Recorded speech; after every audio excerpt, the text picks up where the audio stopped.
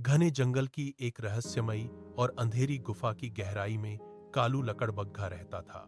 उसकी हंसी की गूंज किसी टूटे हुए लोहे के आपस में टकराने जैसी तीखी और रूह कंपा देने वाली थी।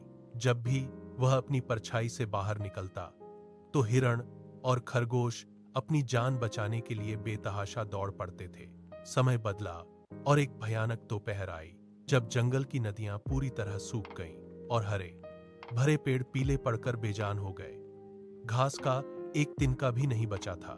कालू ने अपनी आंखों से देखा कि शक्तिशाली शेर और फुर्तीले चीते भी भूखे पेट इधर उधर भटक रहे हैं। संकट की इस घड़ी में कालू एक ऊंचे पत्थर पर खड़ा हुआ और पूरी ताकत से चिल्लाया, मेरे पास एक रास्ता है।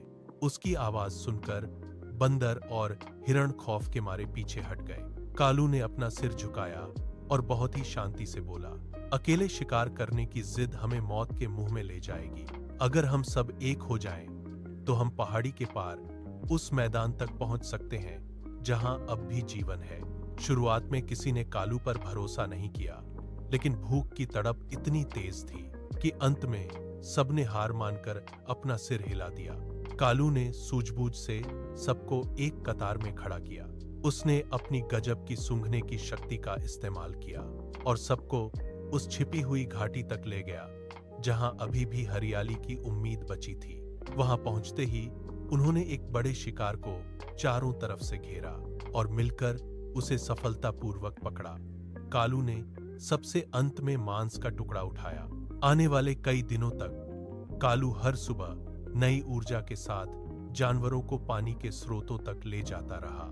धीरे धीरे जंगल के निवासियों के दिलों से कालू का खौफ मिट गया। अब जब कालू अपनी वही अजीब हंसी हंसता तो जानवर डरकर भागते नहीं थे। जंगल फिर से खिल उठा था।